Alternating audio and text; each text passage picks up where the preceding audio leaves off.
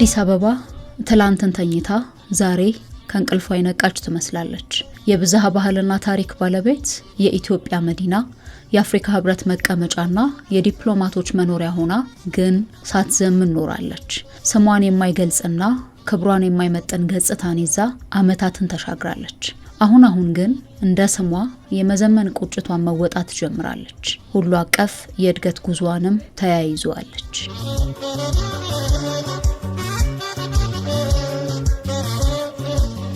ዘመን ተሻጋሪው የኮሪደር ልማት ስራ የአዲስ አበባን ገጽታ ለውጦታል። በሁሉም ዘርፎች እድሜዋንና ስሟን የሚመጥን ውጤታማ ስራ በመሰራቱም ተመራጭ ከተማ ወደ መሆን እየተሸጋገረች ትገኛለች።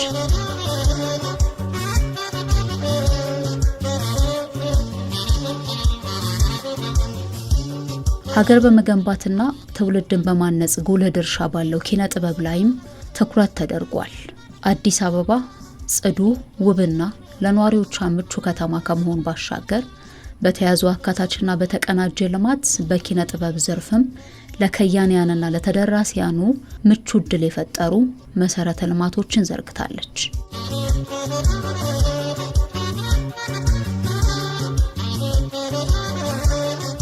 ኪነ ጥበብ ሀገርን እንደምትገነባ ለእድገትና ስልጣኔ ድርሻዋ የጎላ መሆኑን በማሰብ ትላንትን ከዛሬ የሚያስተሳስሩና የነገን ተስፋ የሚያለመልሙ ውጥኖች በሚጨበጥ ተስፋ እየታጀቡ ናቸው። ከተማዋ የታላላቅ ከያንያን መገኛ ብትሆንም የከያንያኑ ስራዎች የሚታዩበት ደረጃውን የጠበቀ ሲኒማና ቲያትር ቤቶች አልነበሯትም።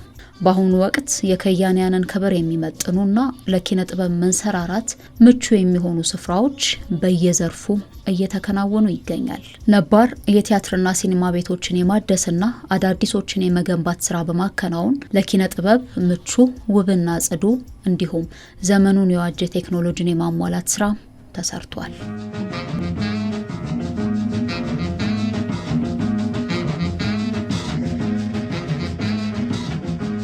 በተለያዩ የከተማው አካባቢዎች አዳዲስ የቲያትርና የሲኒማ ቤቶች ተገንብተው ለከያንያንና ለታዳሚዎች ክፍት ተደርገዋል። እነኚህ ባህሎቻችንንና እሴቶቻችንን እንዲያስተዋውቁ የተገነቡ አዳዲስ የቲያትርና የሲኒማ ኮምፕሌክሶች የኪነ ጥበብ ኃይልን ያገናዘቡ፣ በሀገር ሁለንተናዊ እድገት ውስጥ ደግሞ ጉልህ ሚናቸውን እንዲወጡ ታሳቢ ያደረጉም ናቸው። የሲኒማ ኢንዱስትሪ የሚፈልጋቸው ቁሳቁሶችና ምቹ ስቱዲዮዎችም ተሟልተውላቸዋል። ምቹ መቀመጫዎች፣ የዘመኑ ቴክኖሎጂ ያፈራቸው የፊልም ማሳያ ስክሪኖችም ተገጥመውላቸዋል።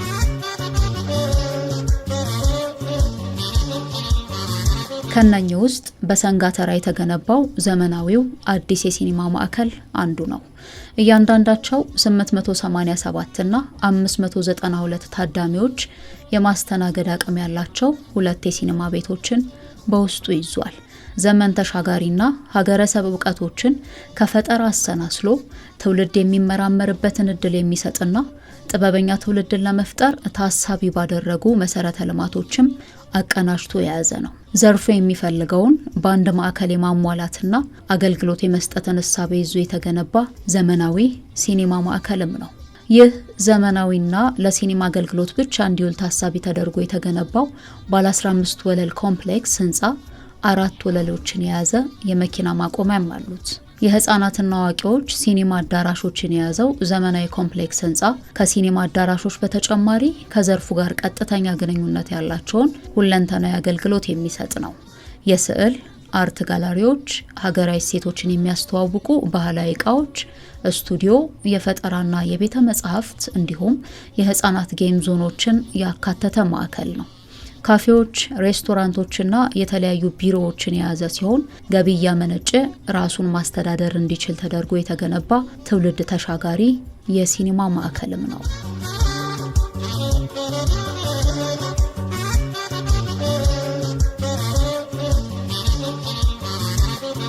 ሌላኛው የጥበብ ኃይልን ታሳቢ ያደረገውና ለመጪው ትውልድ ትኩረት የሰጠው የህፃናትና ወጣቶች ቲያትርና ሲኒማ ኮምፕሌክስ ህንፃ ነው። ይህ ኮምፕሌክስ ዓለም አቀፍ ደረጃውን ጠብቆ የተገነባ ነው።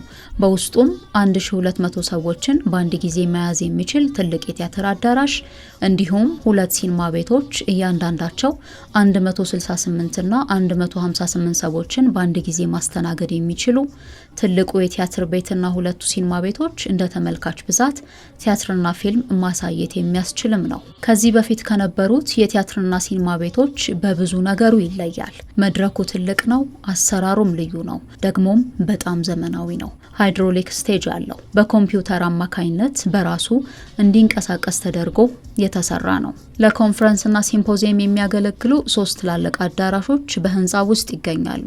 11ኛው ፎቅ ቴራዝ ላይ ደግሞ 3 ደረጃቸውን የጠበቁ ካፍቴሪያና ሬስቶራንቶች አሉ። የቲያትርና ትወና ሙዚቃ ጋር በተያያዘ ልምምድ የሚደረግባቸው ወርክሾፖች፣ መልበሻ፣ መታጠቢያ ክፍሎች በህንፃው አሉ። በስፍራው የሚሰሩ ሰራተኞች ቢሮዎችም እንዲሁ በግንባታ ውስጥ ተካተዋል። የህፃናት መጫወቻዎች በህንፃው የመሬት ክፍል ተሰርቷል። የህፃናት ቤተ መጻሕፍትም አለው። 300 መኪኖችን ማቆም የሚችል የመኪና ማቆሚያም በመሬት ውስጥ ተዘጋጅቶለታል።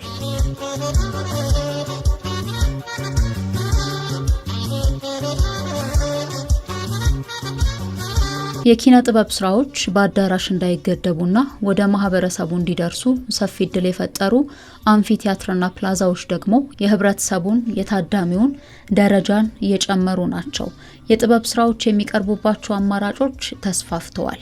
ወደ የአካባቢዎቹ እንዲጠጋም ተደርጓል። በዚህም ህዝብ የሚዝናናባቸው ከ110 በላይ ፕላዛዎችና ከ60 በላይ አምፊ ቲያትሮች ማሳያ ተደርገው ተገንብተዋል። እነኚህ አንፊዎችና ፕላዛዎች የኪነ ጥበብ ተሰጥኦ ያላቸው ታዳጊ ወጣቶች ብቃታቸውን እንዲወጡም ያደርጋቸዋል። ህብረተሰቡም የኪነ ጥበብ ውጤቶችን እንዲያገኙ እድል ፈጥሯል።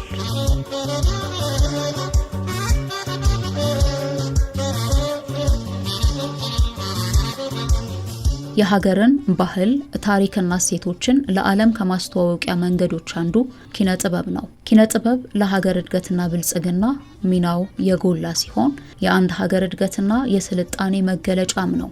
የተገነቡና የታደሱ የኪነ ጥበብ ማዕከላት ትላንትን ከዛሬ ዛሬን ከነገ ያስተሳሰሩ የትውልድ ቅብብሎሽን የሚያጎለብቱ ትውልድ ተሻጋሪ ናቸው። እነኚህ ዘመንን የዋጁ የቲያትርና ሲኒማ ማዕከላት ለከያንያን ምቹ ሁኔታን ፈጥረዋል። የኢትዮጵያን የአብሮነት እሴቶች እንዲያጎለብቱና የወል ትርክቶች ጎልተው እንዲወጡ በማስረጽ ረገድ ደግሞ ከከያንያኑ ብዙ ይጠበቃል።